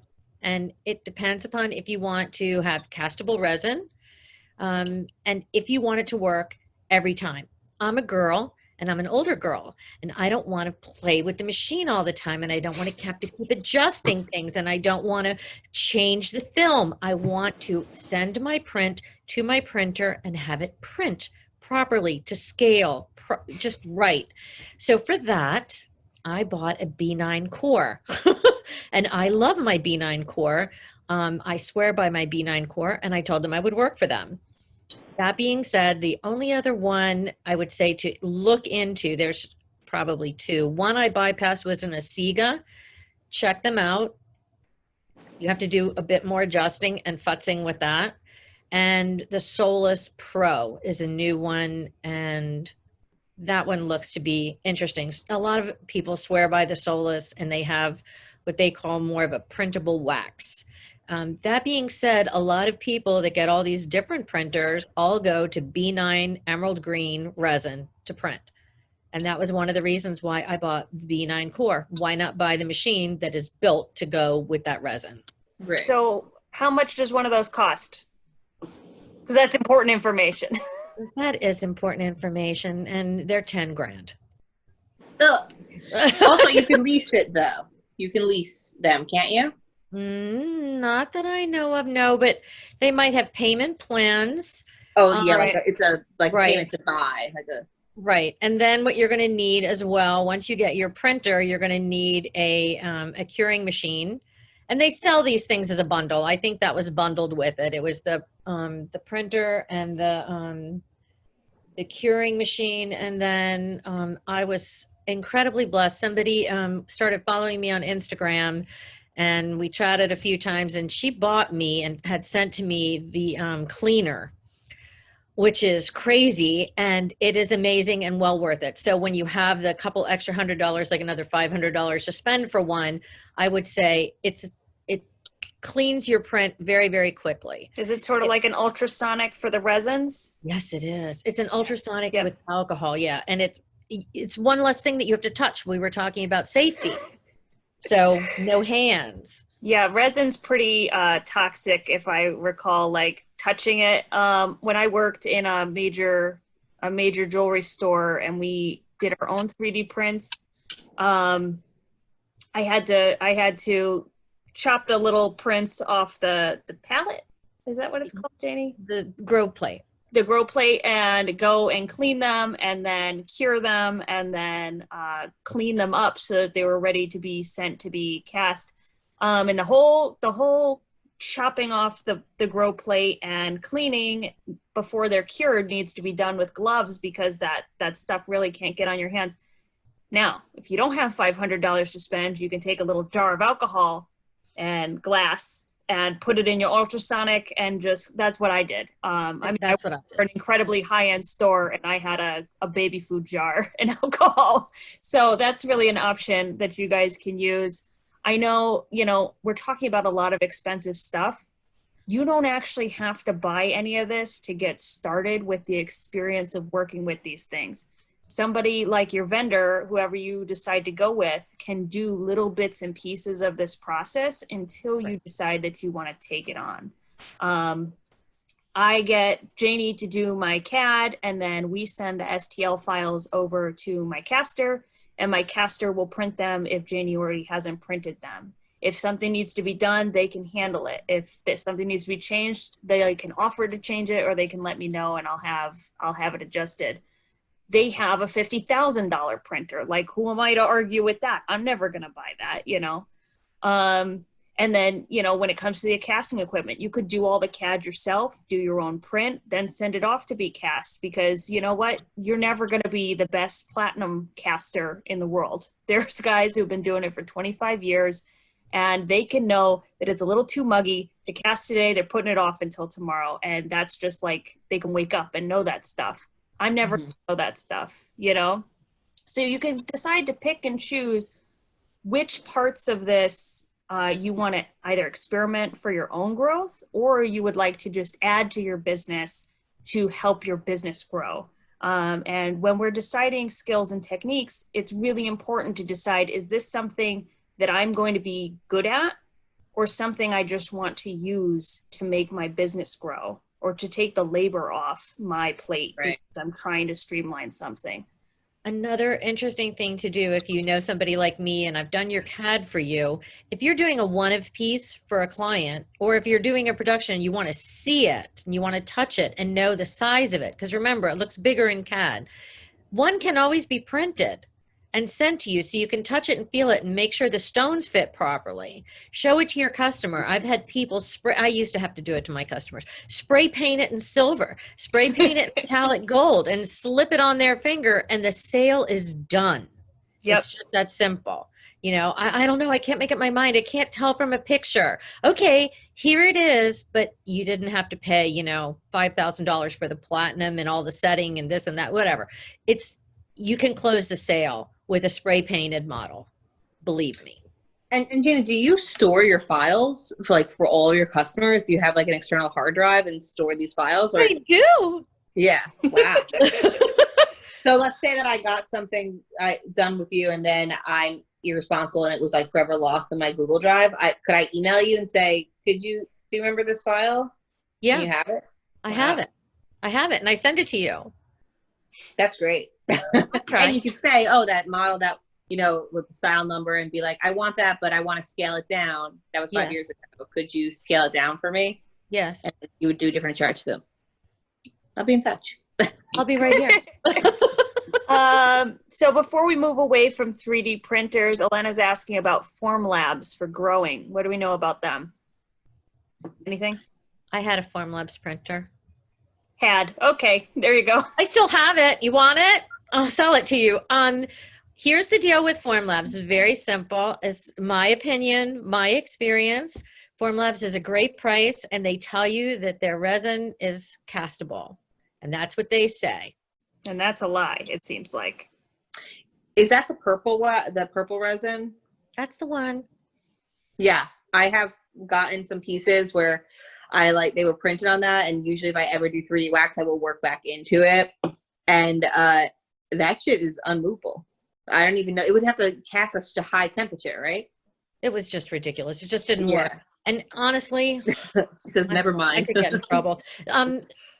They had people before I bought my casting equipment. Why I bought my casting equipment, one of the reasons, they said that it was castable, and they had a list of people that could cast their resin. So I printed my pieces and I sent them to one of those casters, and he had it and he had it and he had it. And he finally asked me, he goes, can I have your STLs? Which I did not want to give, because, it's that trust factor about giving away your designs. And he said, well, you know what? I can't cast those. No. I'm like, well, he said, that stuff just doesn't cast. I ended up making a silicone mold from that. And then because it wasn't a setting or anything, I took the purple resin, whatever it's called, and I made a silicone mold, and then I just did my own wax injections and casted it, because I just couldn't be bothered with printing it, spending the money to print it, and then putting it in a cast, and then it just not burning out, because it has to burn out before you could put metal.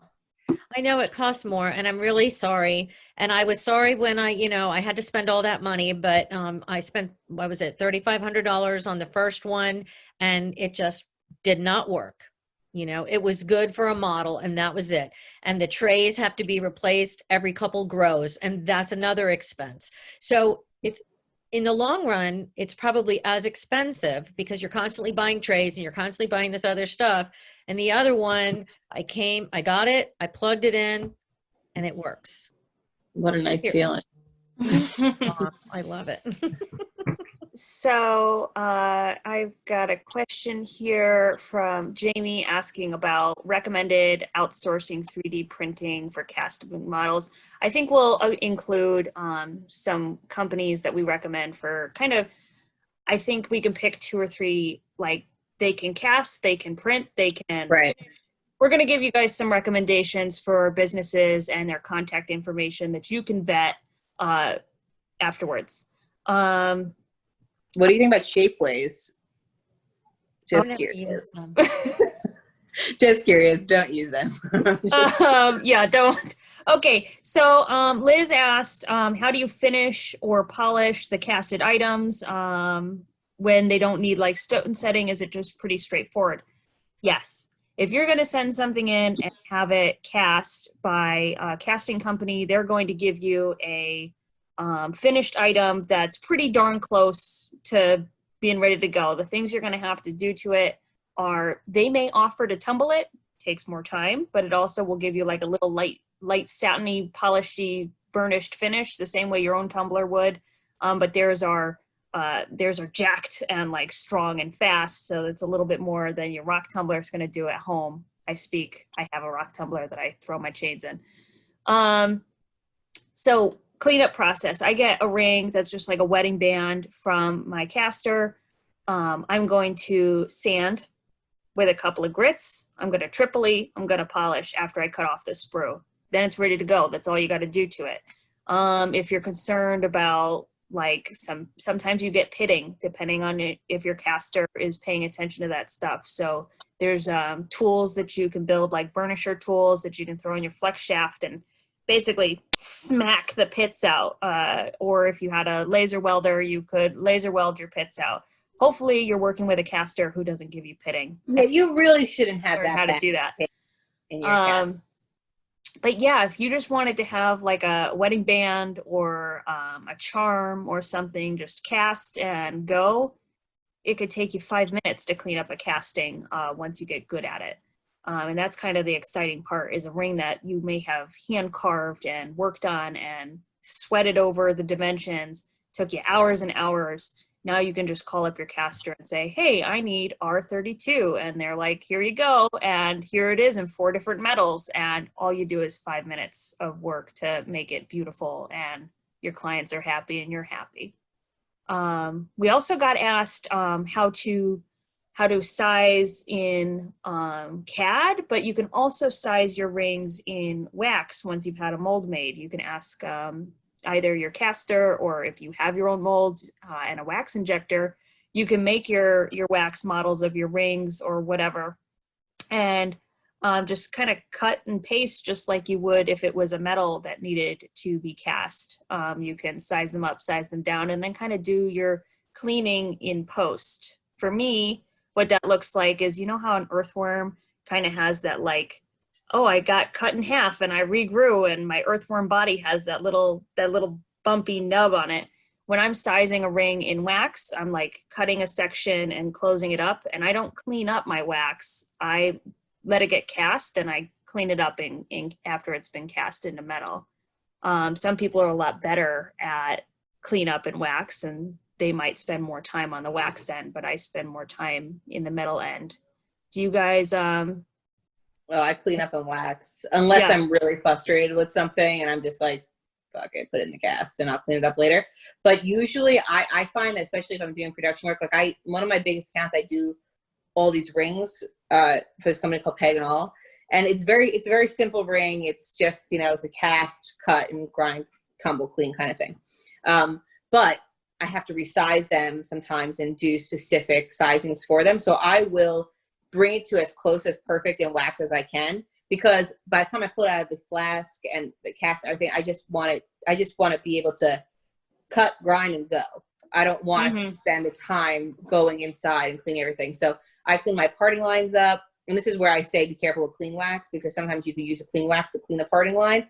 I actually use a knife to clean it, or a Q-tip with a little bit of clean wax to get those parting lines off. But I think that the closest you can get your casting to, the closer you can get your wax to like look good before you cast it, for me, maybe it's just because I just like working in wax more too. I find it just much easier. And also, you're not going to pay for the cost of the splotch that's on there, because I weigh that stuff before it's ground down, you know? Right. Oh, that's good. Somebody had asked about, sorry, I'm saying somebody, guys, because I do have your like names written down, but that requires I like look at the phone and go back. And anyways, someone asked about when do you get charged for the metal from a caster? And the way that they do that is they will cast your item, and on the day that they are ready to send it out, they're going to weigh it. They're going to look at the metal market. They're going to charge an upcharge, which is what, Janie, you were saying, 20 to 40%? Yep, that's what I talked to when I was trying to start this business, this part of it. Yeah, 20 to 40% they add on to the metal because they had to buy it, they had to ship it, they had to blah, blah, blah. That's where they're making money, and they love it when you're casting in gold. We love it when you cast in gold. Now, something you can do, and I haven't even done this because like this requires money, the bigger casting houses and probably even smaller casting houses, you can send them the metal. You don't need to send them or just pay them for what they have in stock. If you have gold, usually casting grain is like best, but like if you have gold and you want them to use your gold, like they may charge you a slightly bigger labor fee because they're not going to make a percentage off of that. But I know with my caster, if I wanted to send him 5 ounces of 24 karat, they're going to take that measurement of 24 karat. They have that much, and it's going to sit there, and they may not be using that exact gold, but my account will say she gave 24 karat 5 ounces, and they'll be working their way through it as they make me something in 14, as they make me something in 18. But I've locked myself into the market value when I bought that gold. Now I'm not chasing their market value. I'm just chasing a labor charge.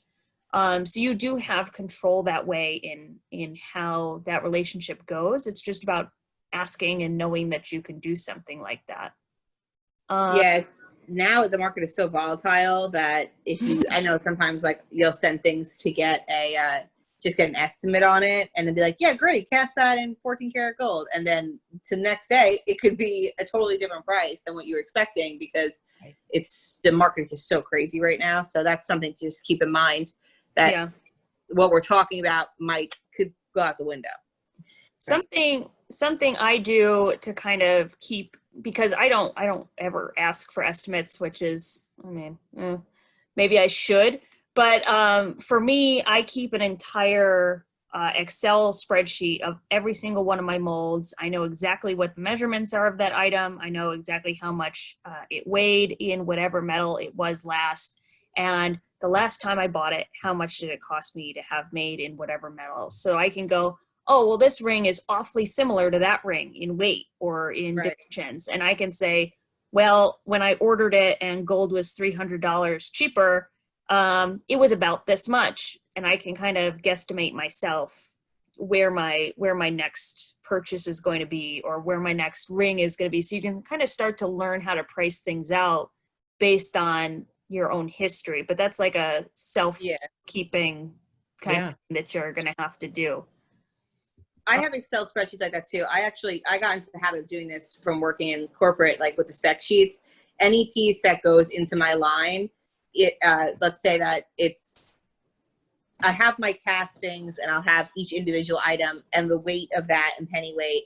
And then if I made it in silver, I'll put what the price was and the cost of gold, like, translate it that way on my item, like materials list. And then I have a spec sheet for the finished piece. So if a necklace takes 4 of those components, I put it on there, and I can easily reference it on my Excel spreadsheet.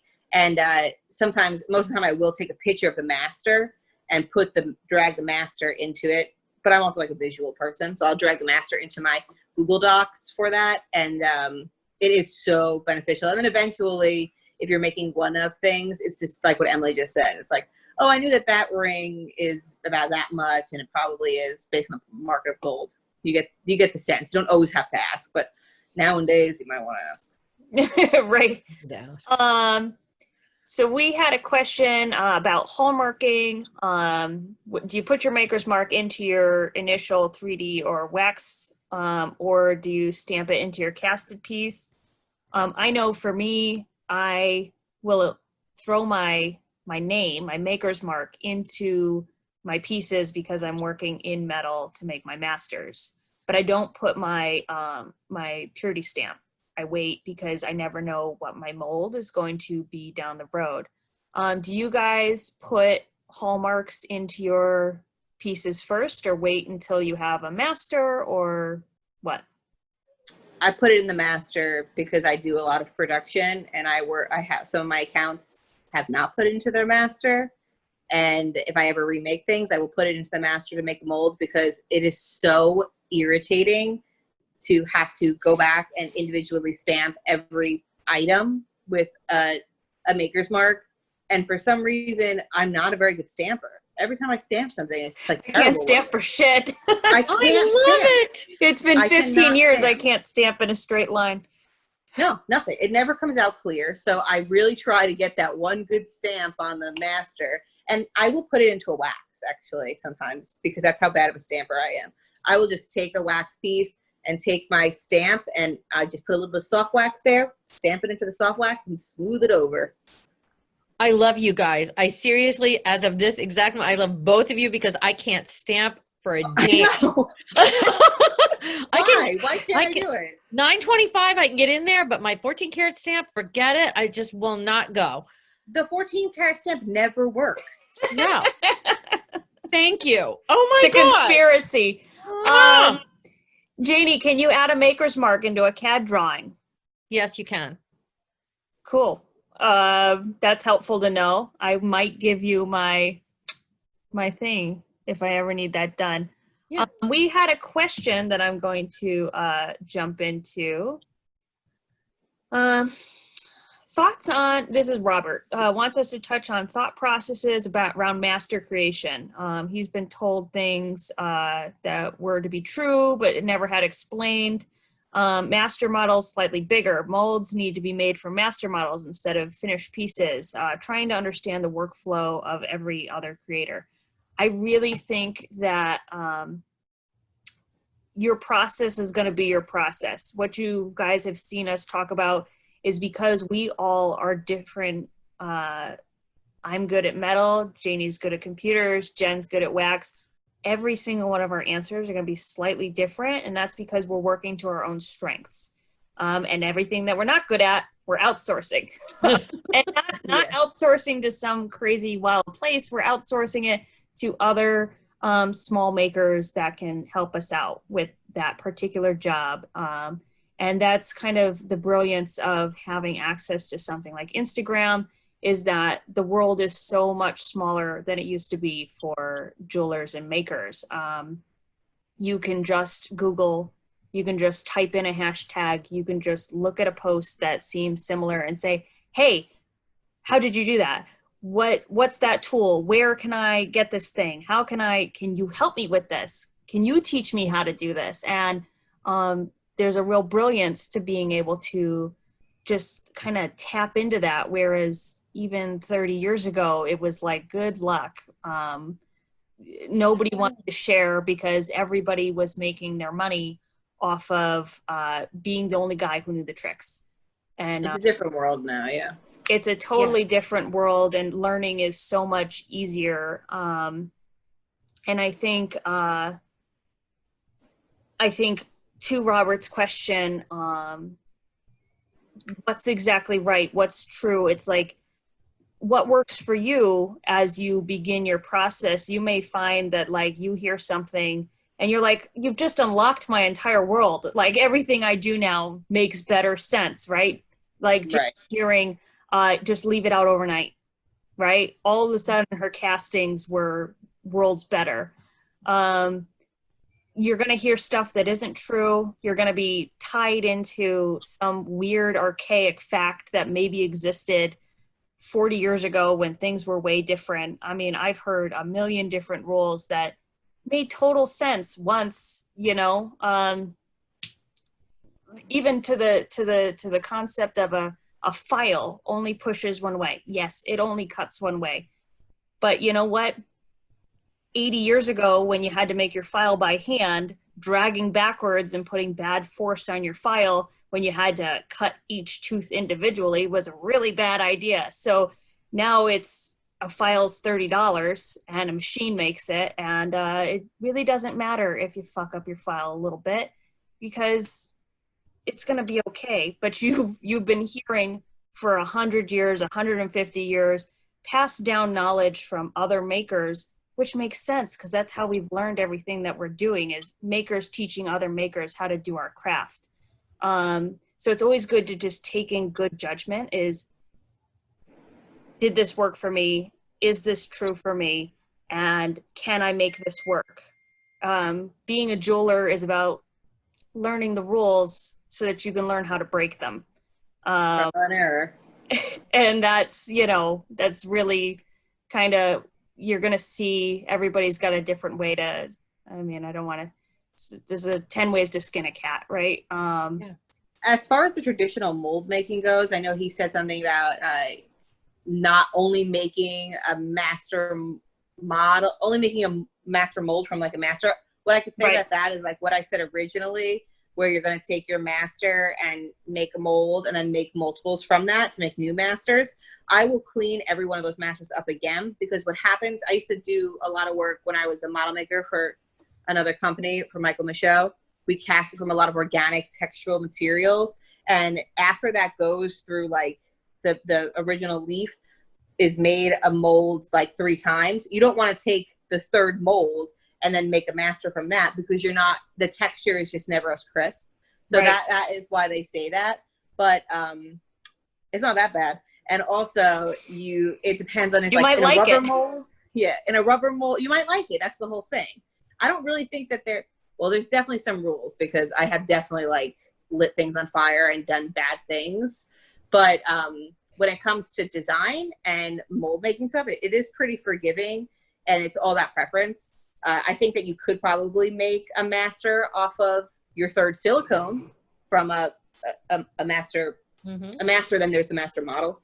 You could probably get away with that in silicone and still have a crisp texture. But I know that like the old timers, they won't do, they want to have that because it's like the crispest thing. And that's why you have your master and then you have your master models for that. Yeah. And not making it off of a finished piece is probably for the same reason. Because by then it's been polished and taken down. Yeah. But yeah, like Emily was saying, there's really no rules. You got to try for yourself. You got to see what's going to work for you. And then you might be pleasantly surprised that some of the products that you thought you had to buy because that was like on the site is just something very simple that you had in your cabinet and you didn't need to spend all that money on it. You could just be going to the grocery store and buying it and using it. Like I have literally used olive oil to cure like a squeaky rotary wheel on my tumbler and stuff. But there's just, like I said, it's like guerrilla warfare. You just do it until you light something on fire. It's not the best advice.